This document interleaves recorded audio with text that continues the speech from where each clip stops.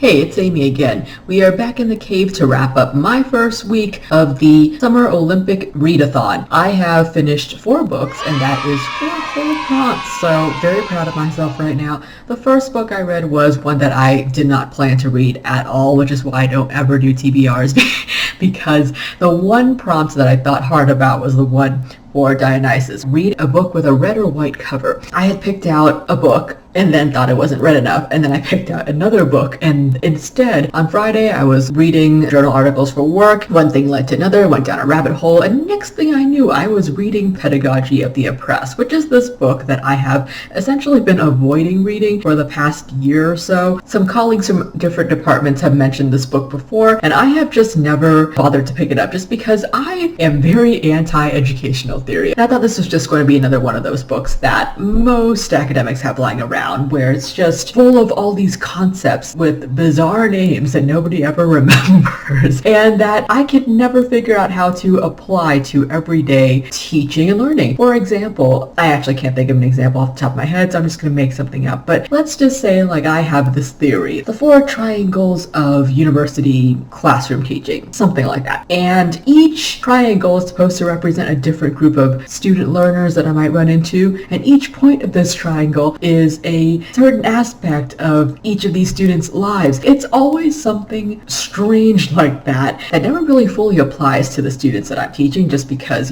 people don't really fit that nicely into models. Sometimes I've managed to fill one triangle, but what about the other triangles? Anyways, Pedagogy of the Oppressed is not about any of that. There is only one chapter where he talks about teaching and the common problems that he notices with it. He compares common teaching practices to this kind of banking system. So you, as the educator, are depositing the information that you feel the student should know into their mind without really doing anything with it. What he is advocating for is a two-way street in education. So while you're teaching, you are also open to learning from the students that you teach, and the students are going to teach you as well through the questions and the observations that they make. And that is the best way to truly produce critical thinkers. So he comes back to this idea over and over again, but the majority of this book is actually devoted to talking about systemic issues and how the education system is part of this larger system that basically exploits everybody except for the ruling class, which he labels the oppressors. So he's quite radical of a guy. Paulo Freire is Brazilian, and he worked in northern Brazil in the 60s, which is when this book came out. So he spent a lot of time amongst the rural working population, teaching them how to read and write. So you have these large groups of adults in underserved areas who are part of the lowest social classes and have never been given the opportunity to really learn about how the world works and how the system is exploiting them. So he talks about how an education can really empower someone if it is done properly, and if it's not just, this banking system that we typically see in classrooms all around the world. And probably is very popular with students and academics in third world countries. This is stated in the introduction, so I'm just going by that. But they said that especially in countries with totalitarian regimes in power, students and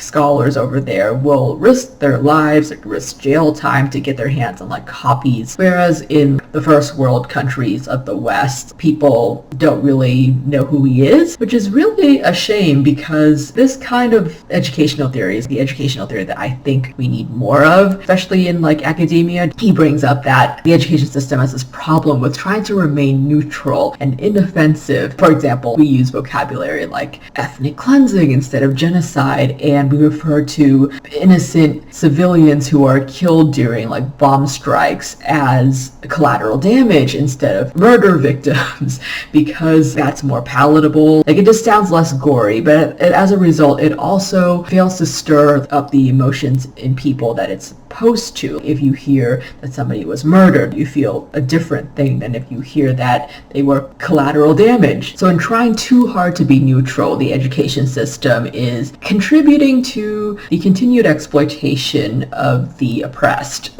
Like I said, it's a pretty radical stance, but he distinguishes between radicalism and sectarianism. As long as you are radical with the people in mind, and you are not considering yourself, especially if you're from a different class than the the oppressed that you are trying to help out. You're not considering yourself as their savior. You're not thinking like, I'm going to go in and teach these people. This is the way to do it so they can elevate themselves out of the position that they're in. If you want to work with them on like projects to better their community, you have to work with them on these projects. Like it has to be like a true community effort involving the people that it's supposed to benefit, which is a problem with, the world of activism and nonprofits as well. This is a work about education, but it's also a work about society and social issues. What I'm saying is you don't have to actually work in education or academia to read this book and get something out of it. The next book I read was Robin Hobb's Assassin's Apprentice, and I'm about to hold up this copy right now that I ordered, which is this beautiful illustrated hardcover edition that I have not used because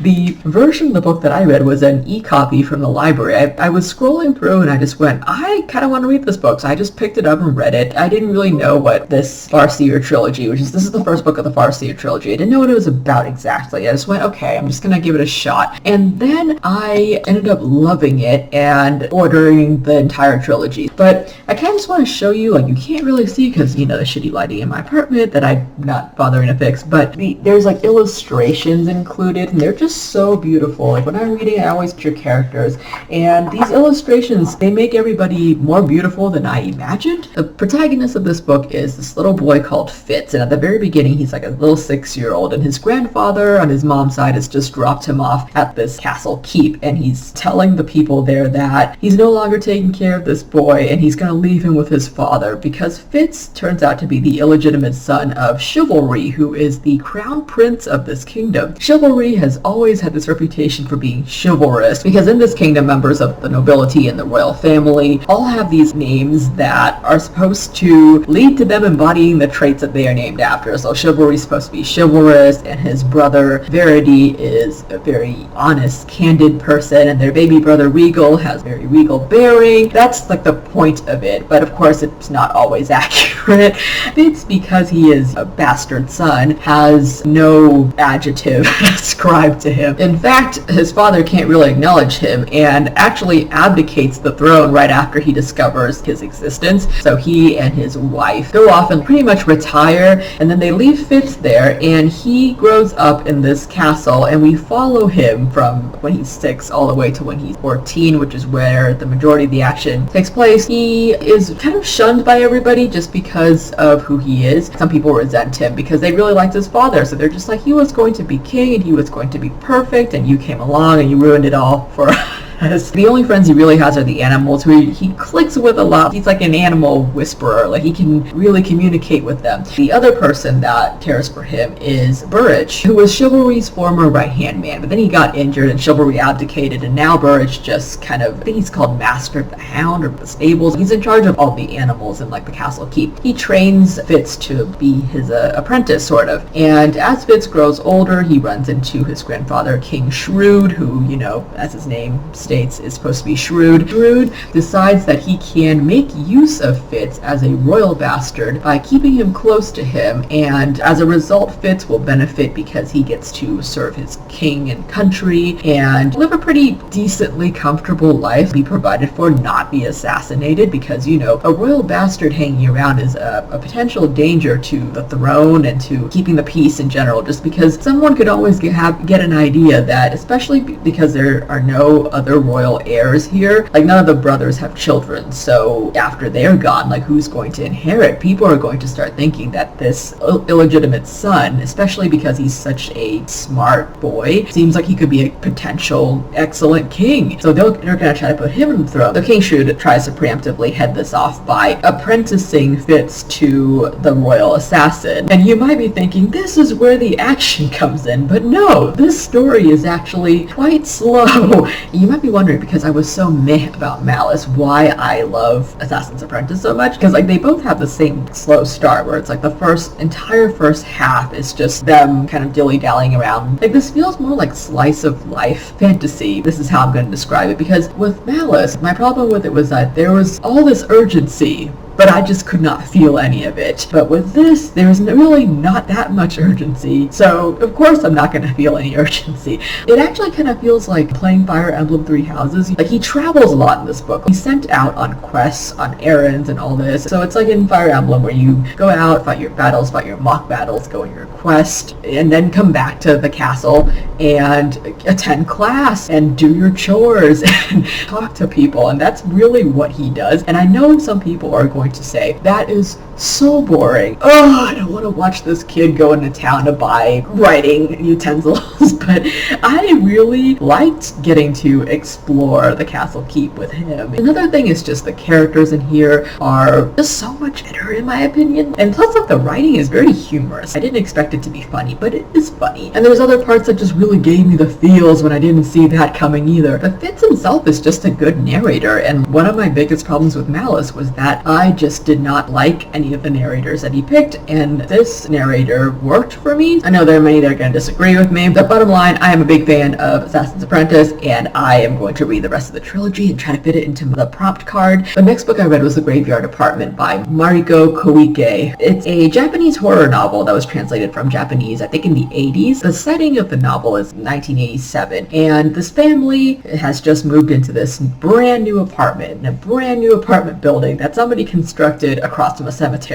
And it's a giant cemetery that's on land belonging to a temple, which you can actually also see from the apartment. It's been around for so long that the graves in the cemetery are no longer tended to just because there are no surviving kin. And it's not just the cemetery and the temple that you can see from your balcony. There's also a crematory, and it actually is a functioning one with like a smokestack that constantly spews out smoke all day. And I'm just thinking to myself, I don't have a problem with the temple. My parents' house is like really close to a temple back home. It's just a part of life. And the cemetery, I don't have a problem with that either. But the crematory, I don't know if I want to live next to a crematory. I do not want to inhale smoke from their ovens, let's just say. But you know, they're a young couple. They have a little girl in kindergarten. Money's slightly tight. It's in a very convenient location, like close to the husband's work. It's nice and spacious. They move in and they meet some of their neighbors. They get along with them. But it's also kind of strange because it's a big building, but only half the apartments are currently occupied. And as the months go by, the occupants start moving out one by one. And every time they talk to them, these people just say that they just get a bad feeling from the building and they don't feel comfortable living there. There's also this basement where the storage lockers are located. And there's like on-site resident managers that come down, like this old couple, they come down and clean periodically. But every time the main characters go down to the basement, they always notice that it just feels like there's like a weird kind of cold breeze blowing through, even though the basement is windowless. There's no exit other than through the elevator, which I think is shoddy building construction, by the way. The only way to get down to this basement is through the elevator. The emergency staircase doesn't even reach the basement, as you will see happen several times in the book. The elevator just breaks down, even though it's a brand new elevator in a brand new building. And then whoever's in the basement just gets stuck down there because there is no way out other than through the elevator. Now, I don't know about all you people, but I am really not a fan of elevators. I'm okay riding like a few floors by myself or something, but I hate when like a bunch of people are jammed in there with you. Like, I remember back in college, I used to go up and down 8 flights of stairs every single day just because I did not want to get in the elevator with a bunch of people. And even now with my apartment building, I take the stairs all the time. The only time I ever get in an elevator is if I have like heavy cargo with me. Other than that, why can't I take the stairs? Like, I'm capable of walking up and down them. Which is why actually this is one of the things that made me frustrated about the book. The family was saying that it doesn't make sense for them to keep on having to take the stairs up to their 8th floor apartment because, you know, there's an elevator, and even though it keeps on breaking down and trapping them in the basement, going up 8 floors is kind of hard. I mean, it's not easy, but it's not 20 floors. I would rather go up 8 floors than risk getting stuck in the basement because this elevator will take people to the basement randomly, just stop there. And I'm a non-believer in the supernatural, but even if I were to attribute that to some kind of technical glitch where it's like, okay, the elevator keeps breaking down, there's something wrong with its wiring, I would still not get in just because it's just inconvenient. experience. You always have to get stuck in it. But yeah, crazy shit happens. I'm not going to spoil it, but I will just say this book was very creepy. They intersperse the creepy scenes with typical, everyday, domestic life scenes, which I actually liked a lot because I feel like that shows you that they have a lot to lose. I'm not sure why the book has a low rating on Goodreads. I think it only has like 3 stars. I'm just assuming it's just people didn't like pacing or something like that, but it worked for me. And the last book I read, I actually finished this evening, and that is Stuart Turton's Devil in the Dark Water. This is a mystery set on a ship. It starts out sailing from Batavia, I think that's in like the Dutch East Indies, and all the main characters have something to do with like the Dutch East India Company, because this book is set in the 17th century. This is around the time when the Netherlands were huge on trade. It's one of my favorite time periods and settings for historical fiction. The Dutch nobility is interesting to me because they seem to overlap a lot with the merchant class. For example, the people in here that are referred to as nobles, they are what I would in England would consider like the wealthy merchant class, but here they're called nobles. Maybe they're just people with titles that also got into trade. It didn't seem that way to me. But basically at the start, these people get in this ship that is to set sail to Amsterdam, and like on board is the Governor General, his family. Our protagonists, who are like this duo that are known as the Bear and the Sparrow, they are kind of like Sherlock and Watson. Their adventures are serialized and everyone knows who they are, but for some reason the Sherlock of this duo, who is like this pretty boy detective, it has been shackled and he is thrown into the brig at the beginning and can't help solve the crime at all. So the Watson figure, who is our protagonist, who was hired like before the start of the book to be his bodyguard, gets stuck doing the majority of the investigating. He gets help from the governor's wife, who is trained in medicine. As the voyage continues, weird things start to happen. They keep on seeing this ominous symbol of an eyeball with a tail appearing all over the ship, and every time it appears something weird happens. Murders start to occur. It's like the 1600s. People are already superstitious. Sailors are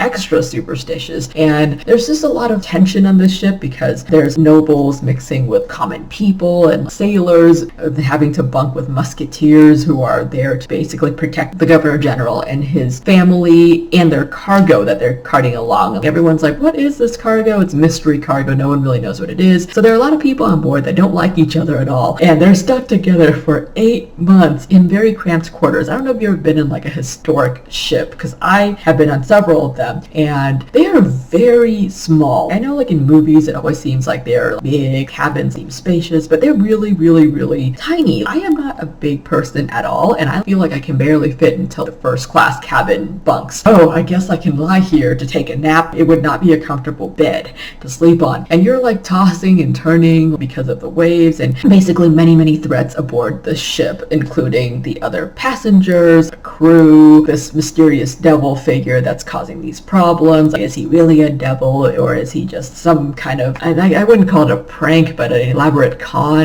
trick put together by somebody on board? And also, like, the sea herself is always a force to contend with. Who are you gonna get killed by, a human or nature? These were dangerous times to be alive, let me tell you. But it's a very good mystery. I was extremely entertained by it, and it kept me guessing. I enjoyed myself a lot. Anyways, those were the 4 books I read this week. I will see you next time. Bye.